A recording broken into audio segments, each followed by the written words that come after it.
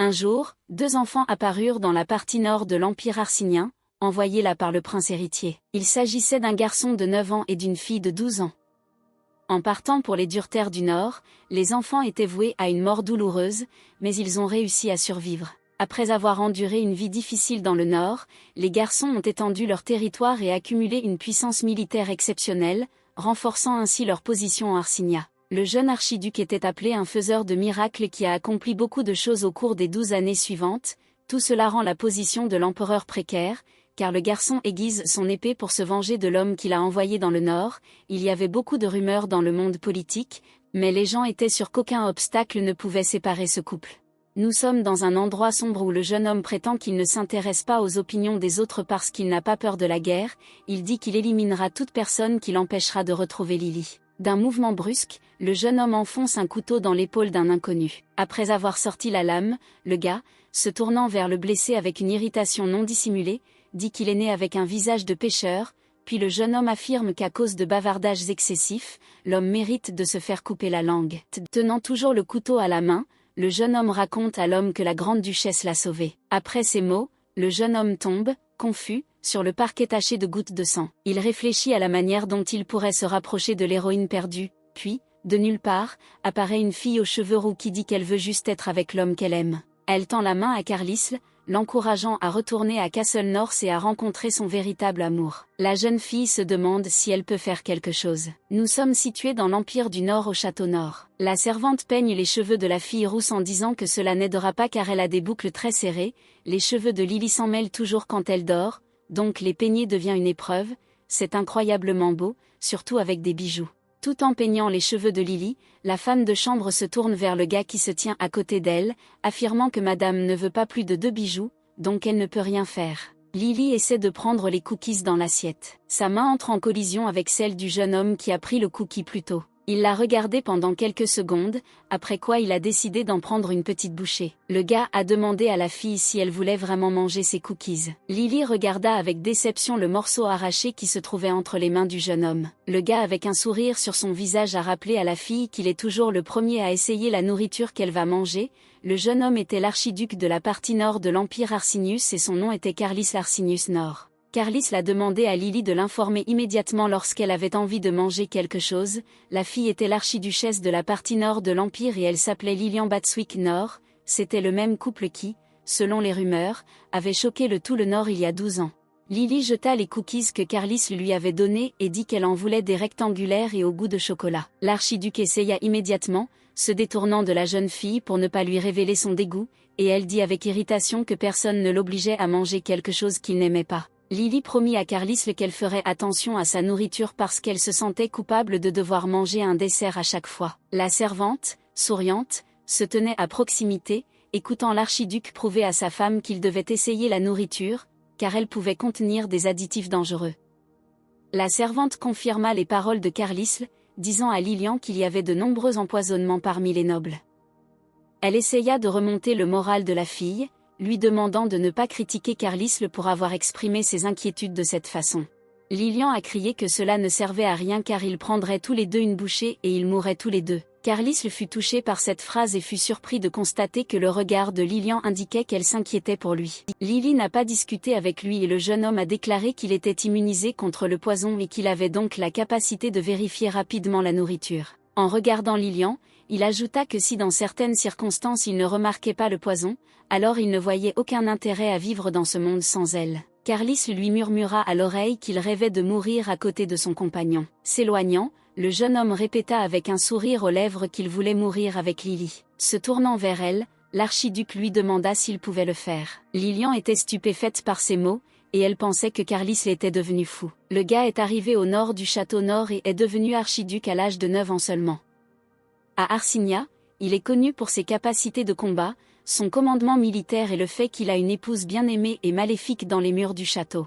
Elle a 3 ans de plus que lui et est venue dans le nord avec lui quand ils étaient très jeunes. Le matin, l'archiduc tient dans ses bras sa femme éternellement insatisfaite, puis l'emmène dans une pièce proche du bureau, essayant de la faire asseoir sur ses genoux, mais elle refuse toujours catégoriquement. Il vient vers elle à chaque fois pendant les repas, répétant à chaque fois des phrases étranges sur la façon dont il morde dans la nourriture. Ayant terminé son travail, il retourne vers sa femme, la serre dans ses bras et l'emmène dans la pièce. La servante réfléchit au fait qu'en Arcinia, et peut-être même dans le monde entier, personne ne peut surpasser l'archiduc amoureux de sa femme. Carlisle, debout en face de Lily, promet qu'il viendra certainement la voir après le travail. Il lui demande de l'appeler dès qu'elle a envie de manger ou simplement lorsqu'elle a besoin de lui. Lilian lui dit sèchement d'aller travailler, le gars se retourne avec la déception sur le visage et s'en va. La servante à l'arrière-plan se dit surprise par la force de leurs sentiments 12 ans plus tard, soulignant que les gars sont venus dans le Nord étant enfants et n'ont jamais été séparés depuis. Elle dit à Lilian que Carlisle ne pourrait pas vivre sans elle, malgré sa puissante force. La jeune fille se tourne indifféremment vers sa servante et lui dit qu'elle et l'archiduc sont ensemble depuis l'enfance, ce qui en fait une famille inséparable, lui demandant de ne plus exagérer leur amour. La femme de chambre remarqua que Lilian répondait toujours très froidement et partit. En se tournant vers la fenêtre, l'archiduchesse commença à réfléchir au fait que malgré un si jeune âge, ils avaient réussi à survivre et à faire revivre le château Nord. Lilian affirme que pendant tout ce temps, elle n'est pas plus près de résoudre le problème qui lui tient le plus à cœur, ce qui est terrible pour elle. L'empereur Arcinia n'avait pas d'enfant, son jeune frère devint donc l'héritier du trône. Carlisle est né, il était le fils illégitime de l'empereur. Le prince, qui ne voulait pas perdre sa place d'héritier, envoya son neveu à l'âge de 9 ans dans les terres arides du Nord. Lilian, se souvenant de tout cela, se demande pourquoi elle a dû épouser Carlisle. L'archiduchesse se souvient comment, lorsqu'elle était enfant, elle avait entendu une conversation entre ses parents. À ce moment-là, la mère de la jeune fille demandait à son mari si son Altesse le prince héritier avait réellement demandé à l'une de leurs filles d'épouser le fils illégitime de l'empereur. Le père de Lilian a répondu que cela avait été fait pour envoyer Carlisle dans le Nord, promettant que Lily pourrait rester dans la capitale après la cérémonie. Son père ne pouvait même pas imaginer combien de temps un enfant de 9 ans pourrait tenir dans un environnement aussi dur. Mais il était satisfait du fait que l'empereur leur donnerait pleinement le droit de gouverner le Nord. Malgré son jeune âge, Lilian réalise que son père l'utilise pour prendre le pouvoir sur les territoires du Nord. Elle pouvait rester immobile comme une poupée et se marier docilement pour que son père puisse profiter de la vie merveilleuse d'un conte. Ensuite, l'héroïne se souvient de la façon dont elle s'est précipitée vers son père pour lui demander de ne la donner à personne et de ne pas l'envoyer dans un endroit inconnu. Le comte éleva la voix vers la petite fille, lui disant que si elle se mariait, rien ne changerait pour elle. Il a attrapé sa fille par la main, la jetant contre le mur, en disant que cet enfant irait dans le Nord et qu'elle resterait ici. En se levant du sol, la jeune fille a couru après son père, continuant à dire qu'elle ne voulait pas se marier, mais le comte l'avait déjà enfermée dans la pièce. Lilian fondit en larmes et pensa que son méchant père était responsable de tout cela. La jeune fille s'imaginait en robe de mariée à côté du petit Carlisle et se disait que si elle l'épousait, elle mourrait dans 13 ans. Pendant le mariage, Lilian pensait que ce roman fantastique déplaisant était rempli de fous et qu'à un moment donné, elle mourrait. La jeune fille vivait avec l'idée que Carlisle, connu pour l'ardeur de ses sentiments amoureux, la tuerait de ses propres mains.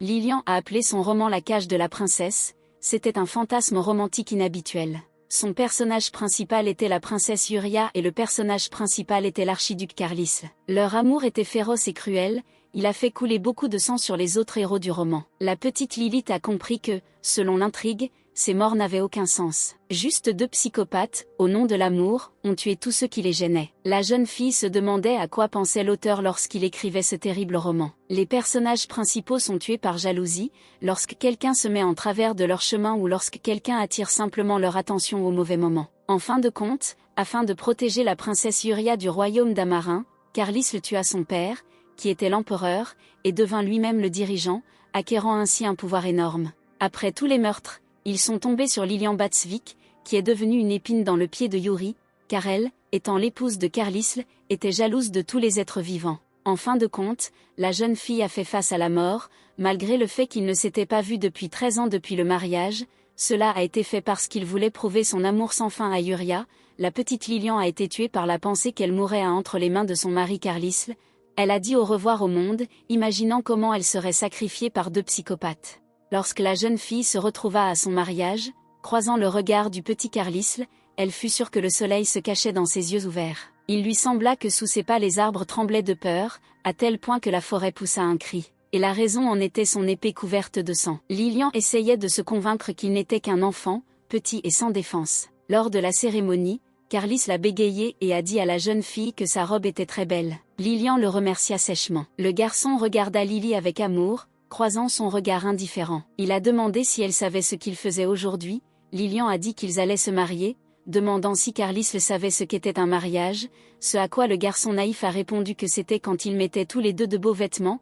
Alors Lilian surprise a trouvé mais sait-il où est le nord? Carlis l'a seulement répondu qu'il faisait froid là-bas. La jeune fille s'est rendue compte que cet enfant serait envoyé dans le nord immédiatement après le mariage, et il ne savait même pas ce que c'était. Lilian a noté que Carlis avait des problèmes d'élocution. Elle pensait que c'était évident car personne ne se souciait du fils illégitime de l'empereur. Mais ce n'est pas la seule raison, car le prince héritier ne peut pas se permettre d'avoir Carlis à ses côtés, car lui aussi peut revendiquer le trône. Lorsque la jeune fille a supplié son père de ne pas l'épouser, il a menacé Lilian de lui envoyer ensuite sa sœur cadette. Le comte a demandé à Lily ce qu'elle ferait si sa sœur de 6 ans se mariait. En réfléchissant à tout cela pendant la cérémonie, Lilian se souvint de son roman, dans lequel Carlis, un petit animal, devait s'impliquer dans les affaires des adultes lorsqu'il était enfant. L'idée lui vint que tout pourrait se passer différemment et qu'elle aurait l'opportunité de bien élever le garçon. En le regardant, elle décida qu'il ne deviendrait pas le cruel Carlis du roman. Elle imaginait comment elle ferait de lui un protagoniste sympa sur un cheval blanc. À la même seconde, Lilian se tourna vers Carlis et lui dit de répéter après elle, après avoir entendu la fille dire qu'elle détestait le sang, le meurtre et la guerre, répéta le garçon après elle. Cela a continué encore et encore, en tant qu'adulte. Lilian a dit qu'elle aimait la paix et que le meurtre était une activité dénuée de sens. Le jeune homme a répété toutes les paroles de la jeune fille. Puis elle a dit qu'elle appréciait la vie, et le gars l'a répété à nouveau. Lilian a félicité Carlis, qui lui demandait constamment s'il avait bien fait. La fille a caressé les cheveux du gars et il lui a demandé de le féliciter, ce qu'elle a fait. Debout en face de Carlis, Lilian Muri lui a dit qu'un jour il tomberait amoureux d'une personne avec qui il n'aurait pas de mariage arrangé. Comme avec elle, le personnage principal a prévenu le gars qu'il y a une sorte d'amour qui vous anime fou, ce qui fait que les gens qui détestent le sang, le meurtre et la guerre finissent par prendre le couteau.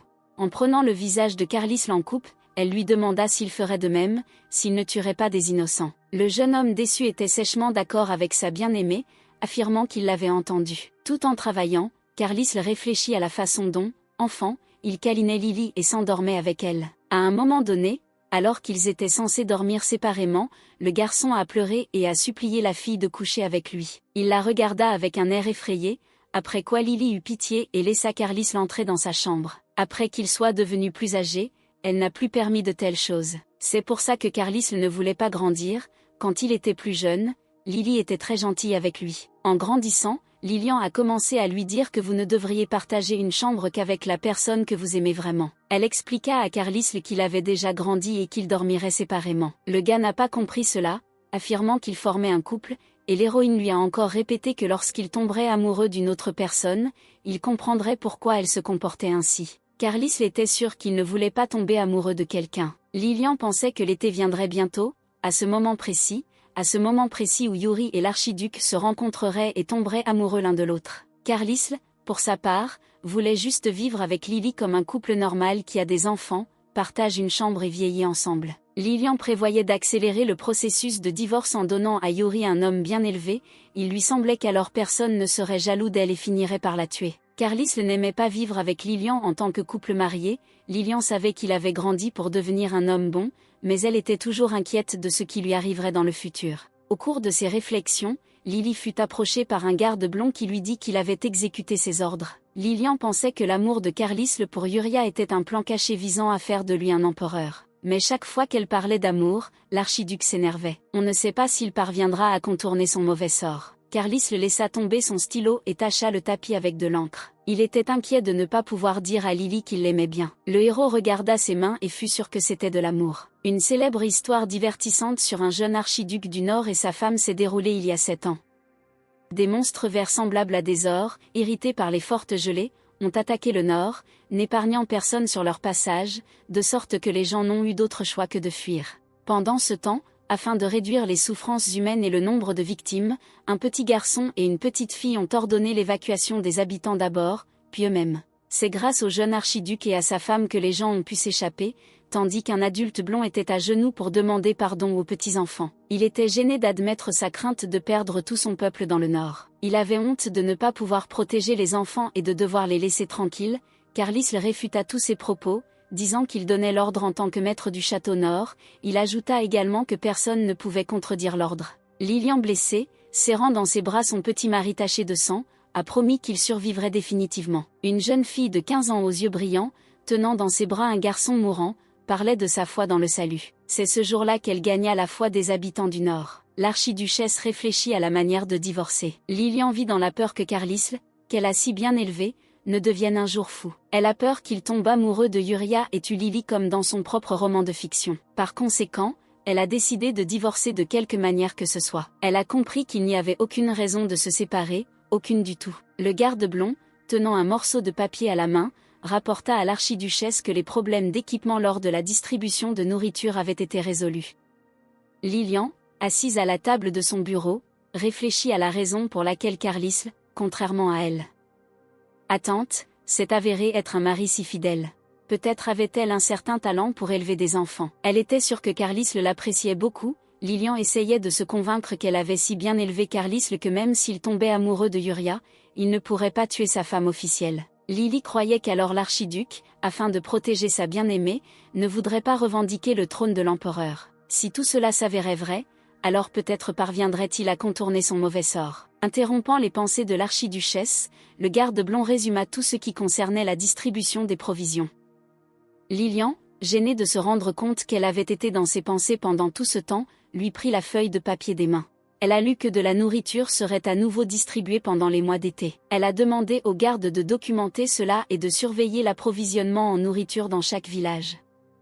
Le gars a été très surpris par la demande de l'archiduchesse, il lui a demandé si c'était vraiment nécessaire, car elle le faisait habituellement personnellement. Abasourdi, Lilian confirma ses propos, mais ajouta ensuite que le château était devenu beaucoup plus calme, donc si une autre archiduchesse apparaissait, elle serait en mesure d'y faire face. Ces paroles furent interrompues par le bruit d'un vase qui tombait et se cassait. Tandis que la servante Cynthia et le gardien regardaient Lilian avec horreur, elle a demandé aux travailleurs si elle était blessée. Après avoir demandé un balai, l'archiduchesse fut accueillie par le silence. Le garde fut le premier à le briser, demandant abasourdi à Lilian si elle avait vraiment décidé de trahir sa seigneurie. L'archiduchesse surprise a nié ses propos. Le garde a essayé de découvrir la raison de ses paroles, il pensait que Lily avait remarqué des signes de trahison chez Carlisle. L'archiduchesse a demandé pourquoi les gars la regardaient de manière si effrayante. Les subordonnés ont insisté sur le fait qu'aucun scélérat ne pourrait remplacer l'archiduchesse, ils ont dit qu'ils s'occuperaient de tout eux-mêmes.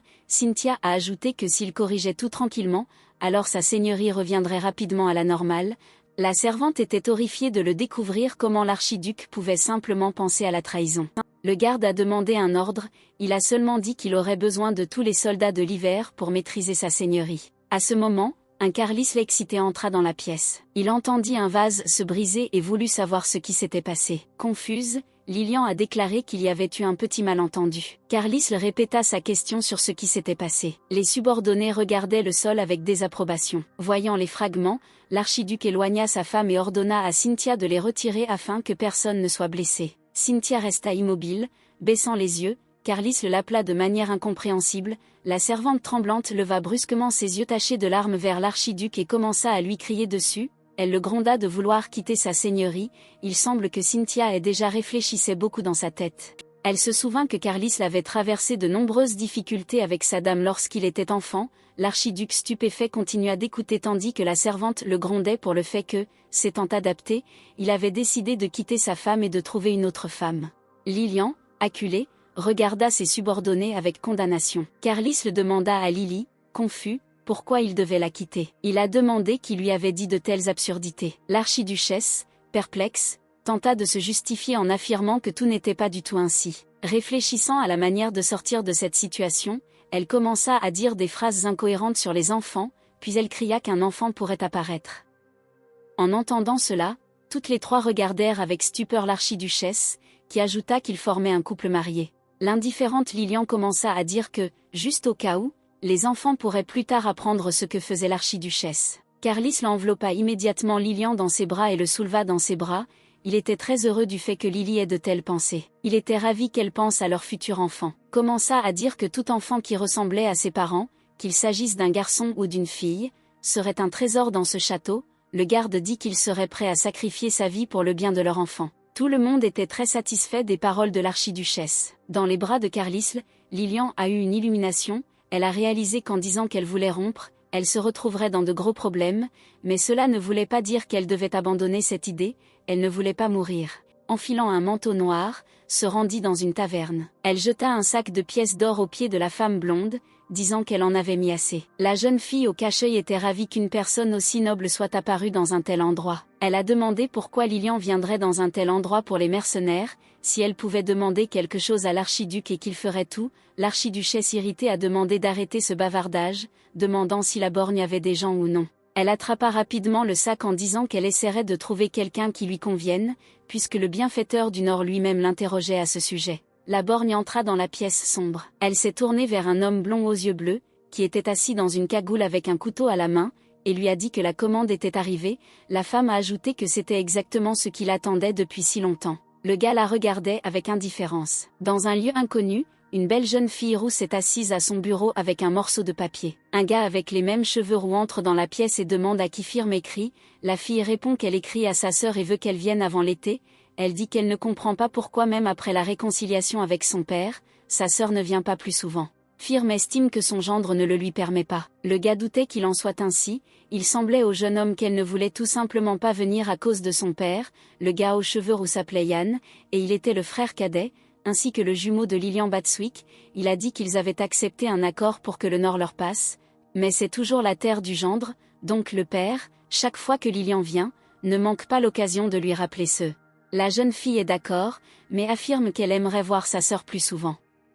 Firme est la sœur cadette de Lilian, elles sont aussi jumelles. Yann demande à sa sœur d'arrêter d'écrire des lettres à Lily, car cela ne fera que rendre la tâche plus difficile pour elle. Firme n'est pas d'accord avec son frère, disant qu'il ne comprend rien, il lui semble qu'avec l'aide de ces lettres leurs liens familiaux se renforcent. Nous retournons au château, Lilian tient une lettre dans ses mains. Carlisle, assis à côté d'elle, demande ce qui est écrit dedans. Lily répond avec indifférence qu'il n'y a rien de spécial dedans, juste sa famille lui demandant comment elle va et souhaitant se rencontrer. Le gars rappelle à sa femme que les jumeaux lui sont chers et propose d'aller les voir, disant qu'il s'occupera du château en son absence.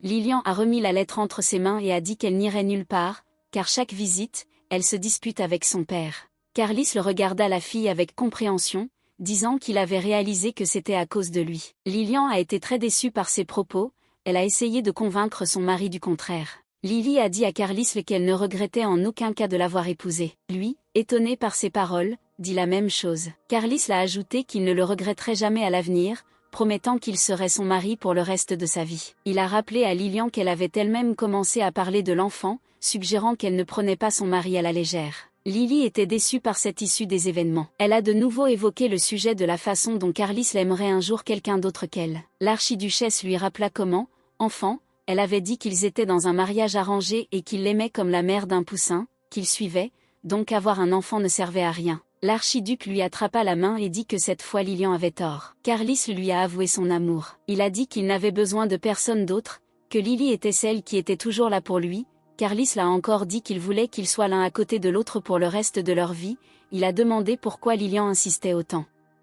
Qu'il aimera quelqu'un d'autre. La jeune fille déçue lui dit que ce n'est pas de l'amour. Elle essaya de lui expliquer le vrai sens de ce mot. L'archiduc l'interrompit en lui disant que si une personne devient folle lorsqu'elle est amoureuse, c'est qu'elle est déjà devenue folle à cause d'elle. Il a commencé à crier qu'il ne tuait pas de gens, qu'il ne déclenchait pas de guerre simplement parce que Lilian n'aimait pas ça. Tant qu'il ne fait pas des choses comme ça, elle reste à ses côtés, c'est tout. S'appuyant sur la jeune fille, il dit qu'il lui croirait sur parole que ce sentiment n'était pas du tout de l'amour, seulement si elle continuait à lui dire qu'il ne l'aimait pas. Allongé sur Lily sur le lit, il ajouta qu'il n'avait pas l'intention de la laisser partir. La méchante Lilian croyait que Carlisle essayait ainsi de la forcer à passer la nuit avec lui. Elle l'a repoussé et lui a dit d'aller dormir dans sa chambre. L'archiduc bouleversé a dit qu'il voulait montrer quelque chose à Lily et a demandé la permission de lui rendre visite demain matin. En souriant, Lily remarqua que même si elle lui disait de ne pas venir, leur subordonné lui ouvrirait quand même la porte. Les gars se sont dit au revoir et se sont souhaités une bonne nuit. Allongée sur le lit,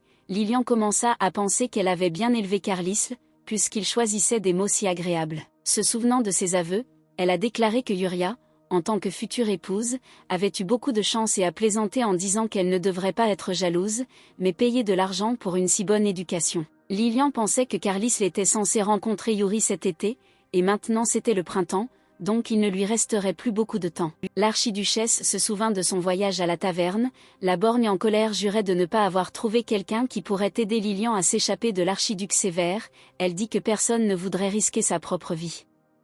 La vie, même s'ils ont payé beaucoup d'argent. Lilian a rappelé qu'ils étaient des mercenaires entraînés, ajoutant que Carlisle n'avait pas du tout peur, la fille essayait de faire pression sur sa dignité, la femme ne savait pas comment réagir à cela. Lilian a proposé de vendre certaines informations. La borgne abasourdie ne comprenait pas à quoi elle menait. Lily a déclaré qu'un soulèvement allait bientôt commencer dans le royaume d'Amarin. Elle n'a pas continué, disant que c'était le paiement initial et que la vieille femme découvrirait le reste si la jeune fille parvenait à s'échapper. La femme a dit que si cela était vrai, alors ces informations étaient très précieuses, la vieille femme a expliqué comment elle pouvait faire confiance à Lily. Lilian a répondu que la borgne pouvait interroger ses supérieurs à ce sujet, ces gens savent que l'archiduchesse est la meilleure pour fournir des informations, la femme au cache-œil a accepté d'envoyer à Lily un mercenaire, et Lilian, à son tour, a découvert son nom. Allongée sur le lit, l'archiduchesse se souvint de son nom. Il s'appelait Eugène Dinin. Lilian savait que ce serait difficile, mais elle espérait que cela fonctionnerait car elle prévoyait de s'échapper à minuit. Lily se réveilla dans les bras de Carlisle. Elle avait très froid même si elle portait une couverture. L'archiduc ne s'attendait pas à ce qu'elle se réveille, pensant que le vent ne pourrait pas pénétrer sous les couvertures. Lily demanda ce qu'il faisait dans la salle d'entraînement, Carlisle dit que Rixie avait accouché à l'aube. L'archiduchesse fut stupéfaite par cette nouvelle. Carlisle savait que Lily aimerait ça alors il l'a amenée ici, il a dit que le cheval s'appelait Lily. Lilian objecta que son nom ne convenait pas, et comme il l'avait nommé Rixie, c'était maintenant à son tour de nommer le cheval Carlisle. L'archiduc a été touché par cela, il a dit que dans cette situation, ils réfléchiraient ensemble au nom des enfants. Il aimerait que le premier enfant soit une fille, Lilian pensait qu'elle n'aurait pas d'enfant du tout, Carlisle a dit que si leur fille avait les cheveux de sa mère, elle ressemblerait à une carotte. Lily pensa qu'il n'avait pas eu de chance parce que Yuri avait les cheveux blonds. Lilian a demandé à Carlisle de la laisser partir, il a dit qu'il n'avait pas pris ses chaussures, donc elle devrait être patiente. Lorsqu'on lui a demandé pourquoi il avait fait cela, Carlisle a répondu que ses chaussures ne servaient à rien car il aurait pu simplement les porter. Un type blond est apparu devant les gars. Il a posé des objets sous les pieds de Lilian et lui a dit qu'elle pouvait s'appuyer sur lui. Lily l'a remercié en disant que ce n'était pas nécessaire car ses vêtements pourraient se salir, la fille lui a demandé son nom. Il répondit qu'il s'appelait Eugène Dinin et demanda qu'on l'appelle simplement Eugène. Lilian était choquée. Elle se souvint de la façon dont elle avait croisé le regard de ce type dans une taverne. Eugène Dinin va devoir aider madame à s'échapper. Pendant qu'elle travaille, les servantes discutent du fait que Lilian est de très bonne humeur ces derniers temps, elles disent qu'elle vient à l'écurie tous les jours, comme si un trésor y était caché, une des ouvrières ne comprend pas pourquoi. Avec un tel amour pour animaux, l'archiduchesse ne vient pas voir le poulain Rixie, la seconde prétend que Lily a une amie au château. Ils discutent de l'homme qui est récemment apparu au palais et notent que lui et Lilian entretiennent de bonnes relations. Les filles ne comprennent pas comment l'archiduc peut simplement regarder ça. Lilian et Eugène étaient dans la serre, le gars a complimenté la fille en disant qu'elle était exceptionnellement brillante aujourd'hui, Lily a demandé de ne pas l'embarrasser en attribuant tout à sa robe brillante préférée. Eugène en doutait, disant que Lilian était superbe de toute façon et qu'il ne pouvait pas la quitter des yeux. Il aimerait capturer ce moment pour le reste de sa vie. Derrière les gars se tenait une Cynthia confuse. Cela a beaucoup effrayé Lilian. D'un côté d'elle se tenait un jeune homme appréciant son premier amour, et de l'autre côté se tenait une servante de 20 ans qui pouvait lancer un sort d'un simple regard qui, selon Lily, lui brûlerait un trou à l'arrière de la tête. L'archiduchesse a présenté le scénario de sa séparation d'avec Carlisle, elle rencontre le marié et décide de fuir son archiduc, ce sera dommage et Carlisle aura le cœur brisé. Lui, comme un enfant perdu dont la mère l'a quitté, devra se promener, puis avec le temps il rencontrera Yuria, dont il tombera amoureux. Puis son fort attachement à l'archiduchesse disparaîtra, c'est pourquoi le mercenaire joue l'amour sans vergogne, selon le scénario. Réalisant cela, est surprise qu'il ait l'air si amoureux. Cela lui fait peur. Lily entame un dialogue avec lui, mais n'ose pas le poursuivre. Puis Eugène lui prend la main et l'embrasse. Il dit qu'il a toute son attention sur elle pour qu'elle puisse parler quand cela lui convient. Lilian est très tendue par ces mots, car la servante abasourdie se tient derrière elle. Lorsque l'archiduchesse revint de la serre, une Cynthia excitée courut vers elle, elle lui demanda pourquoi Lilian était devenu si proche de se marier, car il avait un regard très impur et obscène qui était perceptible par tout le monde autour. Lily se tourna vers la servante avec un sourire, se réjouissant de la façon dont Eugène était capable de jouer, car il lui semblait que personne ne se laisserait avoir. Avec un brusque changement d'émotion, Lilian se tourna brutalement vers Cynthia.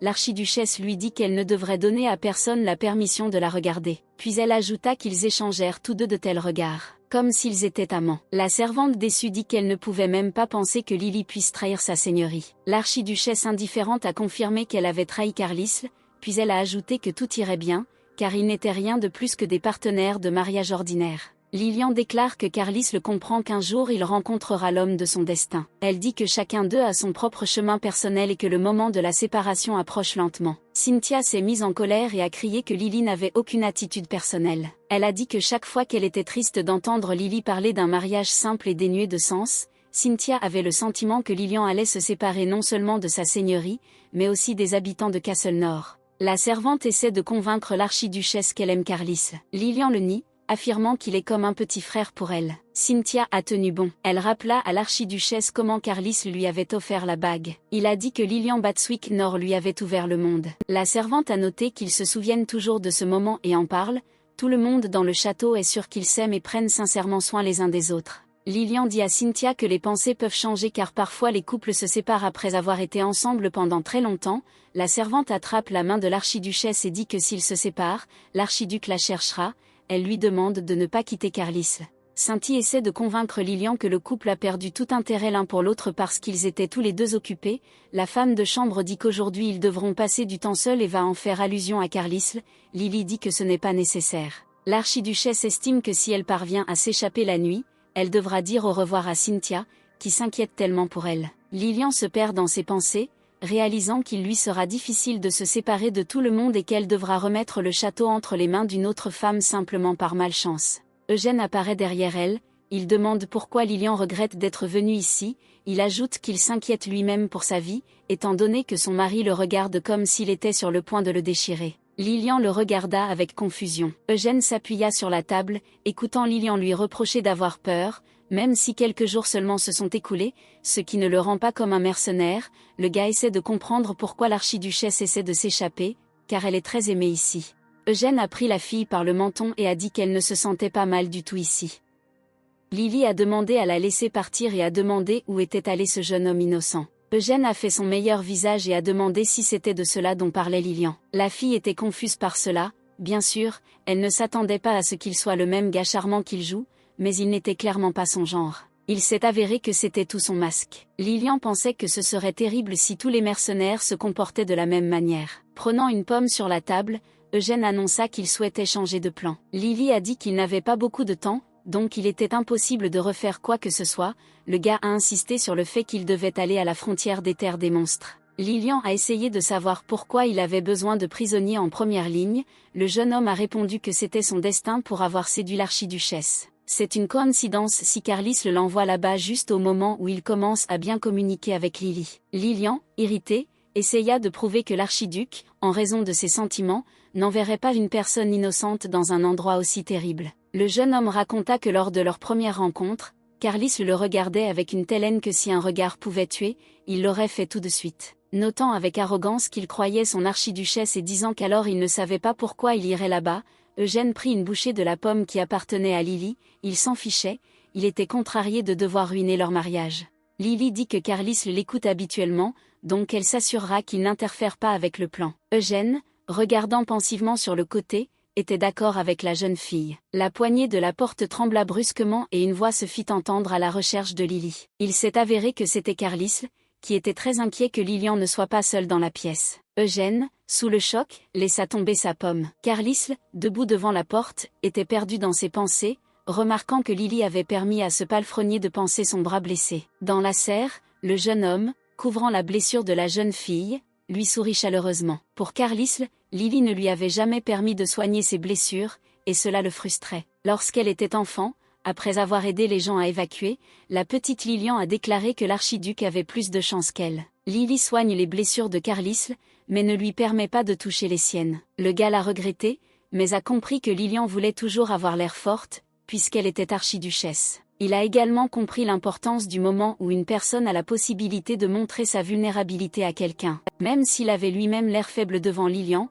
le fait qu'elle puisse paraître vulnérable devant quelqu'un effrayait vraiment Carlisle. C'était la première fois qu'il essuyait ses propres larmes. Il avait peur de perdre son amour, mais en même temps, sa colère envers le marié ne faisait que croître. Debout devant la porte, Carlisle essaya de découvrir qui était dans la pièce avec Lily et s'il pouvait entrer. Lily essaya de faire sortir Eugène par l'autre porte, mais elle devait d'abord se changer. Un Carlisle enragé fit irruption dans la pièce, mais à part Lily embarrassée, il ne remarqua personne. Eugène se cachait sur le rebord devant la fenêtre. Lilian a confronté son mari sur le fait qu'il avait ouvert la porte si brusquement, malgré le fait qu'elle changeait de vêtements. Dans ses pensées, la jeune fille était incroyablement heureuse qu'il ne les ait pas rattrapés. Carlisle commença à s'excuser auprès de Lily avec inquiétude, disant qu'il avait entendu une voix d'homme et qu'il s'inquiétait pour elle. Lilian ne pouvait tout simplement pas rester en colère contre lui. Debout dans un imperméable dans la rue et regardant par la fenêtre, Eugène pensa qu'il avait failli mourir à cause de cette femme aux cheveux roux. Il essaya de se convaincre que Lily n'était pas une beauté, mais une femme ordinaire. Carlisle a dit à ce moment-là que dernièrement, il avait ressenti une forte lourdeur dans son corps, ce qui lui causait un mal de tête, et il est venu voir Lilian parce qu'il était très fatigué. La jeune fille passa ses mains sur son visage et ne remarqua pas la chaleur, précisant pourquoi il était venu. Rencontrant le regard de Carlisle, Lily dit qu'il aurait besoin d'un bon repos. Enroulant ses bras autour de la jeune fille, l'archiduc dit que c'était exactement ce qu'il allait faire, mais en sa présence. Embarrassé, Lilian a dit qu'il devrait tomber malade seul, lui demandant s'il voulait obtenir sa permission pour le faire. Se penchant vers la jeune fille, Carlisle confirma ses paroles, il l'embrassa tendrement et nota qu'il ne pouvait tomber malade que lorsque Lily était à proximité. Il dit à Lily qu'elle avait été trop froide avec lui ces derniers temps, notant que chaque fois qu'elle avait du temps libre, Lily allait aux écuries pour jouer. Se souvenant d'Eugène, Lily demanda à son mari si Carlisle avait fait quelque chose de mal. Elle lui rappela qu'ils avaient eux-mêmes créé une loi selon laquelle seuls les prisonniers ou les soldats bien entraînés pouvaient se prémunir contre les monstres, et que même l'archiduc n'avait pas le droit de la transgresser. Carlisle dit dans sa tête qu'il l'avait fait par cupidité pour sa femme. Il lui semblait que c'était le genre de folie pour laquelle il pouvait tuer, parce qu'il ne voulait vraiment pas que sa bien-aimée Lilian s'inquiète pour ce type. Carlisle est arrivé à la conclusion qu'il avait simplement besoin de tuer ce marié sans même que Lily le sache. Revenant de ses pensées, il dit à Lilian qu'il ne comprenait pas de quoi elle parlait et lui promit qu'il vérifierait certainement si toutes les personnes envoyées à la frontière étaient des criminels, peut-être qu'il y avait simplement une erreur dans les listes. Rassuré, Lilian se réjouissait de savoir que son enfant ne ferait jamais une telle chose. Carlisle a rappelé que dès son entrée, il avait immédiatement parlé de sa mauvaise santé, précisant si Lilian voulait vraiment continuer à parler du marié. À ce moment-là, lorsque Lily s'excusa et demanda à quel point l'archiduc allait mal et s'il se reposerait demain, il lui baisa la main, disant qu'il devrait travailler demain. Poussant la fille sur le lit, il dit que Lilian lui avait demandé de vérifier quelque chose. Lilian regarda son mari avec défi, pensant que récemment il s'était comporté étrangement. Carlisle, allongé sur sa femme, lui demanda s'il était beau, ce à quoi Lily répondit qu'il était le plus beau. L'archiduc commença à sentir la jeune fille, disant qu'elle avait un arôme très agréable. Prenant les mèches de cheveux de Lilian dans ses mains, il lui demanda s'il pouvait la coiffer demain. Après cela, se penchant vers ses lèvres, il demanda à Lily de le laisser dormir dans sa chambre, en se tenant la main. En entendant cela, Lilian sauta du lit. Carlisle essaya de comprendre pourquoi elle ne voulait pas coucher avec lui. Oui, le marié avait l'air bien, mais l'archiduc n'était-il vraiment pas assez bien pour passer du temps avec Lily? Il pensait que Lilian en avait assez de lui. Les mots restèrent coincés dans la gorge de Carlisle, donc il ne put rien dire. Il pensait qu'il faisait tout ce que Lilian aimait, mais cette fois, il n'était pas sûr de pouvoir dire quoi que ce soit correctement. Lilian voulait vraiment qu'il arrête parce que s'il continuait à faire ça, elle pourrait changer d'avis. Elle avait besoin de se ressaisir. C'était le 10e jour depuis que Carlisle, sous prétexte de ne pas se sentir bien, se faufilait dans la chambre de Lilian. Le lendemain du jour où Eugène et Lily ont fixé une date pour leur évasion, il a disparu. Puis Carlisle est venu avec des excuses et a dit qu'il avait été envoyé à l'écran avant d'avoir eu le temps de vérifier la liste. Il s'est excusé pour cela et a dit que quand Eugène reviendrait, il le renverrait chez lui immédiatement, mais bien sûr, ce n'était pas le plus gros problème de Lilian, son plus gros problème était qu'elle ne pouvait pas résister au charme de Carlisle. Allongée sur le même lit que l'archiduc, Lilian ne comprenait pas comment elle pouvait décider sans vergogne de s'en prendre à son propre enfant. Carlisle posa sa tête sur sa main et demanda si Lily dormait bien. Pour Lilian, la chose la plus éhontée était son cœur, qui criait qu'il ne voulait pas abandonner ce charme, mais en profiter, et l'essentiel était qu'elle n'avait pas besoin de le laisser entrer dans sa chambre dès le début. Allongée sur le lit, Carlisle a demandé pourquoi Lily avait fermé les yeux, ce à quoi elle a répondu qu'il était la principale raison pour laquelle son cœur avait fait des claquettes toute la nuit, et qu'en fait, il voulait aussi se reposer. Le gars lui a demandé pourquoi elle ne voulait pas le regarder et la fille lui a ordonné de ne pas ressentir ses sentiments. Carlis l'a dit qu'il avait besoin de parler à Lilian de quelque chose d'important, lui demandant si elle continuerait à mentir les yeux fermés, et à ce moment-là, Lily pensait qu'elle avait élevé ce type complètement différemment. La jeune fille ouvrit les yeux, demandant à pouvoir respirer normalement, et demanda de quoi son mari voulait parler. Baissant le regard, Carlis leur rapporta que le prince du royaume d'Amarin était mort dans les terres frontalières. L'archiduc ajouta ensuite que pour cette raison, un soulèvement avait commencé à la frontière et que lui, en tant que duc du Nord, devrait s'en aller. Lilian réalisa que la guerre civile avait commencé à Amarin. Elle ne pensait qu'à s'échapper et l'oublia complètement, mais Carlis le pouvait être en danger, il devait revenir indemne, puisqu'il était censé rencontrer Yuria plus tard. Frustrée, Lily a demandé pourquoi les guerres existaient, accusant les gens de cruauté. Carlis le souriant dit que lui non plus n'aimait pas la guerre, ajoutant que Lilian elle-même lui avait appris que l'archiduc ne devait tirer son épée que lorsque cela était vraiment nécessaire. Lily doutait qu'il n'aime pas ça parce qu'il en parlait avec un sourire aux lèvres. En regardant Lilian, Carlis lui dit qu'il aimait juste qu'elle s'inquiète pour lui. Il lui a promis de revenir le plus tôt possible et espérait qu'elle serait très inquiète pour lui. Ce n'est que dans de telles circonstances qu'il pourrait tout gérer. Lilian a précisé avec colère que dans de telles situations, les gens disent au contraire aux autres de ne pas mâcher. Puis Carlis lui baisa la main et lui demanda de penser à lui. Lilian était découragé par cela. Carlis l'espérait qu'à son retour, Lily l'embrasserait aussi. Debout à la fenêtre, Lilian réfléchissait à ce qui s'était passé. Elle était sûre que Carlis, tel un renard rusé, croyait qu'elle tomberait amoureuse de lui s'il se comportait ainsi. Mais cela l'a vraiment affectée plus qu'elle ne le pensait. Lily avait l'habitude d'ignorer Carlis, mais maintenant elle ne pouvait plus. Bien sûr, elle commençait à douter. En tant qu'archiduchesse, il lui était très difficile de se séparer de son château, car elle y était très attachée. C'était une femme ordinaire qui ne se laissait pas influencer par les avances ardentes d'un homme passionné. Je me demande ce qu'une personne rationnelle choisirait lorsque son propre destin est en jeu, car peut-être que lui et Carlis le pourraient en fait former un bon couple ordinaire qui s'aime et prend soin l'un de l'autre. Mais si elle présente l'archiduc à une autre femme et l'épouse,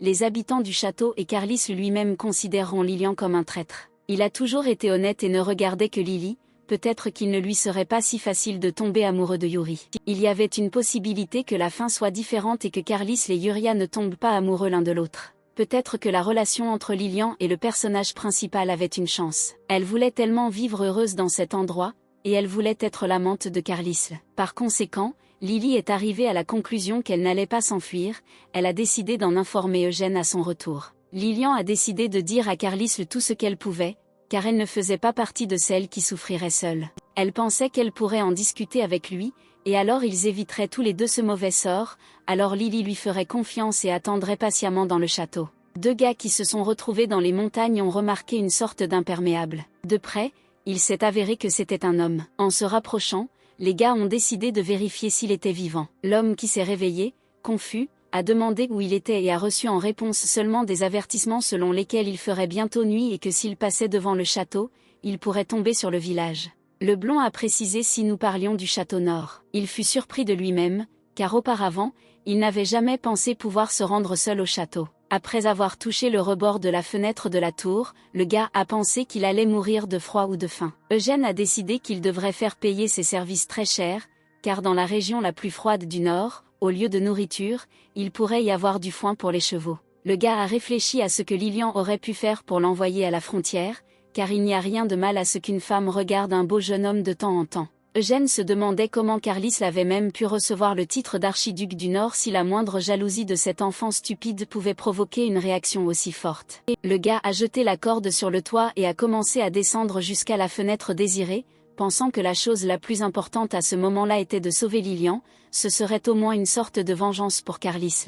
En regardant sa montre, Eugène réalisa que l'heure de leur rendez-vous était presque arrivée. En souriant, il a dit que s'il vient et que la fille dit que l'accord a échoué, alors laissez-le penser ce qu'il veut, car il ne laissera pas ce qui est arrivé à ce couple. Lilian essaya de comprendre la raison pour laquelle elle croyait qu'elle ne pouvait pas être avec Carlis, peut-être était-ce dû au fait qu'il était censé tomber amoureux de Yuri, ou parce que Lily elle-même voulait échapper à son mauvais sort, ou peut-être qu'elle l'était. Quelque chose de complètement différent. Enfant, l'archiduchesse veillait à ce que le garçon soit toujours habillé chaudement. Carlis ne pouvait pas tomber malade, et comme il n'y avait pas de remède contre le rhume dans le nord, ils devaient dormir près l'un de l'autre. En conséquence, Lilian est devenue courageuse à cause d'une peur normale et réelle. La nuit où la fille a couché avec Carlisle dans le Nord, c'était la première fois qu'elle voyait cette femme. La fille ne comprenait pas de qui il s'agissait et pourquoi elle la regardait sans cligner des yeux. Elle pensait que c'était très effrayant. Sans rien dire, la femme s'est approchée de Lilian, une voix a résonné dans la tête de la jeune fille, qui a insisté sur le fait que si elle franchissait à nouveau la ligne, elle ne pourrait pas rester impunie, elle ne le permettrait pas. Il semblait que ce regard glacial disait exactement cela à Lilian, et elle ne comprenait pas pourquoi elle ne pouvait plus se réveiller de ce rêve. Elle voulait savoir qui était cette femme qui l'intimidait, était-elle envoyée par cet homme méchant, ou peut-être s'agissait-il d'un personnage du propre roman de Lily, mais la jeune fille avait peur. Lorsqu'elle a conquis le cœur des habitants de Château-Nord, lorsqu'elle a ignoré les lettres de son père lui demandant de revenir, et lorsqu'ils ont réussi pour la première fois à étendre le territoire en établissant des relations diplomatiques, Lilian a dû à chaque fois se retrouver enfermée dans une prison de rêve. Résistant au regard d'une femme incapable de bouger. Au fil des jours, Lily réalisa qu'elle demandait qu'elle, comme le personnage de la cage de la princesse, existe simplement sans causer de problème. On avait le sentiment qu'elle était la gardienne du roman, mais inaperçue et discrète, Lily devait exister en tant que fille d'un conte, qui serait un jour abandonnée par Carlisle, et la femme n'apparaissait alors plus dans ses rêves. Instinctivement, Lilian savait que si elle y allait contre sa volonté, cela ne finirait pas bien. En entrant dans la pièce, Lily entendit des bruits étranges, se retournant, elle vit devant elle une copie d'elle-même, qui était la femme des rêves, elle insista sur le fait que l'héroïne désirait plus que ce que son rôle exigeait. Lilian ne comprenait pas comment elle pouvait apparaître devant elle maintenant, mais elle savait avec certitude que la femme était consciente qu'elle envisageait de s'enfuir avec Eugène. L'héroïne des rêves, serrant les dents, a déclaré que Lily aurait dû être tuée dès le début. Alors qu'elle s'approchait, elle l'a attrapée par le cou pour tenter de l'étrangler. À ce moment-là, la main de quelqu'un a percé le verre de l'extérieur. Il s'est avéré que c'était Eugène, qui a demandé à Lilian de ne pas dire qu'elle refusait de s'échapper. En voyant son visage effrayé, il pensa qu'elle avait peur que son mari vienne la chercher. Le fait que l'archiduchesse puisse avoir peur a surpris le gars, alors il a décidé de la calmer en lui disant qu'il la tiendrait dans ses bras pour assurer sa sécurité. Pendant que Lilian se souvenait des moments agréables associés à ses subordonnés et à Carlisle, Eugène lui a demandé de dire qu'elle voulait s'échapper, promettant qu'il la ferait ensuite sortir d'ici. En le regardant, Lilian pensa à la façon dont, lorsqu'elle était enfant, elle vérifiait si son mari avait de la toux et de la fièvre, maudissant ceux qui étaient capables d'envoyer un petit enfant dans le Nord. À ce moment-là, le petit Carlisle lui a simplement demandé d'être là et de ne pas le quitter. Lily, disant qu'il était stupide de pouvoir penser à une chose pareille, et que le lait sur ses lèvres n'avait pas encore séché, lui promit qu'elle ne le quitterait jamais. Elle a admis qu'elle ne voulait vraiment pas aller dans le Nord avec son mari, mais a dit que ce n'était pas la faute de Carlisle, expliquant qu'elle n'avait pas eu de chance avec son père et qu'elle avait le cœur trop tendre. Elle essaya de lui remonter le moral en lui disant que peu importe à quel point c'était dur pour eux, leur vie serait plus amusante que lorsqu'ils vivaient dans des manoirs. Elle était heureuse que Carlisle ne soit pas comme son père et qu'il l'écoute toujours. La jeune fille effrayée, les larmes aux yeux, commença à supplier Eugène de l'éloigner de ce château. Se tournant mentalement vers Carlisle, il lui sembla que tout le monde dans son propre roman de fiction accusait Lilian de l'aimer. Elle en avait assez de serrer les dents et de défier son destin. Carlisle eut un mauvais pressentiment et décida qu'il devait de toute urgence faire ses valises et revenir. S'échappant du château, Lille remercia Carlisle d'avoir égayé son histoire et lui demanda de suivre maintenant la sienne. En conséquence, Lilian Batswick Nord, alors que le duc était en guerre, quitta le château à minuit. La femme de chambre a lu une lettre dans laquelle Lily s'excusait auprès de Carlisle et disait qu'elle avait décidé de partir avec son amant Eugène, assurant que son mari trouverait une femme plus aimante et plus sage qu'elle. L'héroïne espérait que sa douleur serait de courte durée. La servante décida qu'il était nécessaire d'en informer l'archiduc. Une réunion eut lieu dans le royaume d'Amarin. L'inconnu a injurié sa femme en criant que s'il quittait leur fils, il trouverait refuge dans l'Empire arsinien. Ne comprenant pas comment elle pouvait abandonner son propre fils, âgé de seulement 5 ans, la femme lui a demandé de la laisser rentrer chez elle avec lui, en lui promettant que rien ne se passerait. L'homme a continué à crier après sa femme, disant que même si cet enfant avait du sang royal, elle en demandait trop. Carlisle pensait à sa Lily, qui ressemble à une carotte quand elle est en colère. Il ne comprenait pas pourquoi elle n'aimait pas tant les carottes, auxquelles elle ressemblait tant, même si c'était peut-être la raison. Il pensait qu'à l'avenir, leur enfant ressemblerait définitivement à une petite carotte, même s'il ne savait pas ce qu'il devrait faire pour lui. Les gens présents à la réunion ont essayé d'attirer son attention en lui demandant s'il les écoutait. Il leur a demandé de ne pas s'inquiéter et de continuer. Dans ses pensées, L'homme traitait Carlisle de salaud impudent, ne comprenant pas comment un homme avec du sang impérial coulant en lui pouvait regarder si calmement ce qui attend une personne.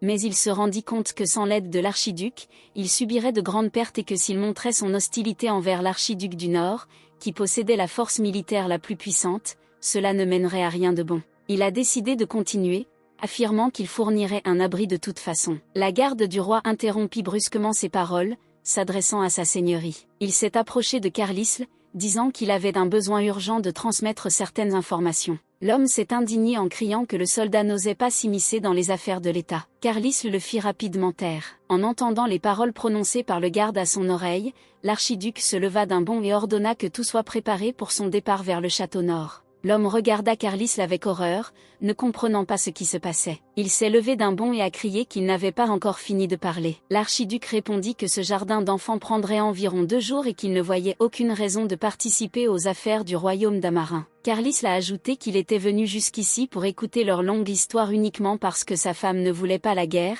et que s'il faisait quelque chose de stupide en son absence, il se rebellerait contre le royaume. Claquant la porte, l'archiduc accompagné de son fidèle garde se rendit au château nord en pensant à Lily. Pendant la promenade d'Eugène et Lily, l'un des gardiens de chevaux a déclaré qu'il avait entendu des rumeurs selon lesquelles l'archiduchesse du Nord s'était échappée pendant la nuit, grâce à l'aide d'un homme qui l'avait fait entrer clandestinement. Le premier conducteur a noté qu'il ne voyait pas la raison pour laquelle tout le monde faisait une montagne d'une taupinière, car peut-être que la duchesse reviendrait. La seconde a ajouté qu'elle n'avait même pas divorcé de son mari, mais qu'elle s'était simplement enfuie. Qui accompagnait Eugène dans cette charrette sous couverture, lui a dit qu'elle aussi préférerait divorcer. Le jeune homme était d'accord avec elle, mais dit que Carlisle ne ressemblait pas à un homme qui lui donnerait le divorce. Il a également ajouté qu'il était très surpris que l'archiduc ne l'ait pas attaché après l'avoir envoyé à la frontière. Lilian ne comprenait pas de quoi il parlait, parce que ses paroles faisaient passer son mari pour une sorte de terrible psychopathe, et Carlisle a dit qu'il ne savait pas qu'Eugène avait été envoyé là-bas et que c'était une erreur. Eugène remarqua que Lily s'inquiétait encore plus qu'il ne le pensait de son mari froid. Se détournant, Lily demanda à quel point cela lui ferait mal. Eugène lui a dit de réfléchir de la manière qui lui convenait le mieux et a ajouté qu'il n'exprimerait pas son opinion sur cette question, pensant que Lily percevait l'archiduc comme si elle était sa mère. Le jeune homme a noté que depuis qu'elle avait décidé de s'enfuir, elle devait être plus impitoyable. Lilian ajusta sa capuche avec déception. Eugène a demandé pourquoi elle avait même fui son mari si c'était si difficile pour elle. Lilian est arrivée à la conclusion que le gars avait raison, et maintenant elle n'avait plus besoin de penser à Carlisle, car pour le moment elle était plus intéressée par cet inconnu qui lui faisait peur dans la pièce. L'héroïne pensait que ce n'était que ses rêves, mais elle est ensuite apparue dans la réalité, ce qui a amené Lily à l'idée qu'en fin de compte, elle pourrait nuire à Carlisle avec ses actions, car maintenant tout ne se passe pas selon le roman. Lilian est arrivée à la conclusion qu'elle ne jouait de toute façon aucun rôle important et que peut-être que cette femme était en quelque sorte liée au mauvais héros, mais qu'elle était restée inconnue. L'épouse de Carlisle, qui a connu un sort difficile dans le roman, s'appelait Lilian Batswick Nord. Malgré les obstacles tels que les personnages maléfiques et le destin, tout en continuant à courtiser Carlisle, Lily sentit que leur vie était menacée par la femme aux cheveux roux. En conséquence, pour le plus grand bien, Lily a décidé de quitter son mari. Ensuite, Eugène et Lily se sont rendus sous couverture à l'hôtel. La grand-mère souriante leur a demandé si elle voulait réserver une chambre pour 2. Eugène jeta un sac d'argent sur sa table et demanda si c'était suffisant pour passer la nuit. Grand-mère est devenue nerveuse, disant que c'était trop, même avec le pourboire. Les gars ont insisté d'eux-mêmes, demandant de leur donner un peu de calme. Eugène, avec une perruque sur la tête, jouait le rôle du père de famille le plus exemplaire, tenant Lily par les épaules et affirmant que sa femme était enceinte et qu'il ne devrait donc pas entrer dans un endroit bruyant. La femme promit de leur donner une chambre tranquille, répondant qu'ils formaient un couple merveilleux et leur souhaita un accouchement facile. En quittant l'hôtel, caché sous une perruque, Lilian remercia Eugène aux cheveux noirs. En entrant dans la pièce et en enlevant sa perruque,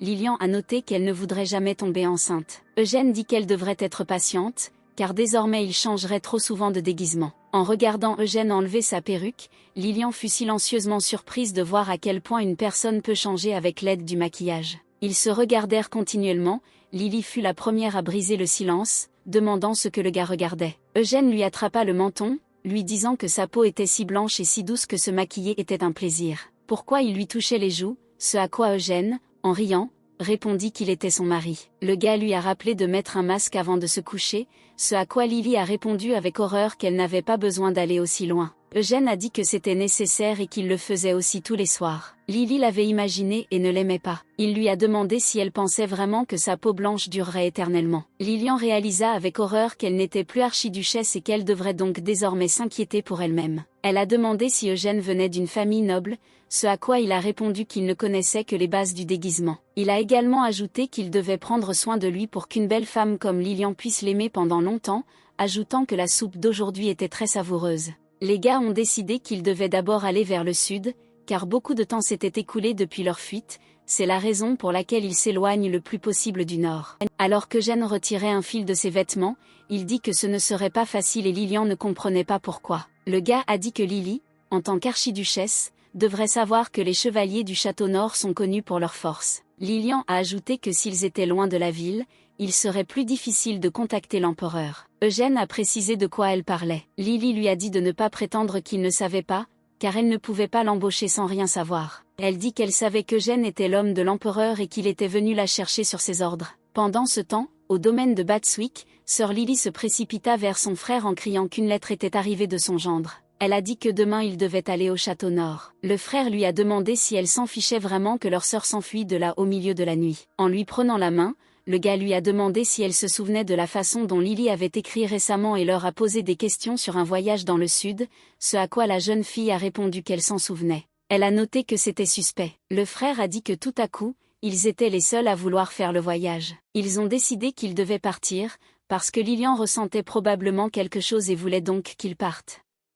De plus, il leur semblait que tenter de s'échapper sans divorce ne pouvait pas être caractéristique de leur sœur. Ils pensaient que s'ils y allaient, ils pourraient certainement découvrir quelque chose. Nous sommes situés dans la partie nord de l'Empire arsinien, au château nord. Dans le bureau de Carlisle, tout est dans un désarroi complet, il est assis sur le canapé, baissant la tête, confus. Il a ordonné aux gardes de libérer l'homme et de renforcer l'équipe d'enquête à la frontière avec Amarin. Le garde a été très surpris par cet ordre, car il y a maintenant une guerre sur le territoire d'Amarin, et s'ils apparaissent soudainement à proximité, alors personne ne les recevra clairement amicalement. Le soldat a ajouté que s'ils forcent l'État voisin à coopérer, ils déclencheront peut-être une guerre contre eux. Carlisle a déclaré qu'il ne se souciait pas des opinions des royaumes voisins et qu'il n'avait pas peur de la guerre.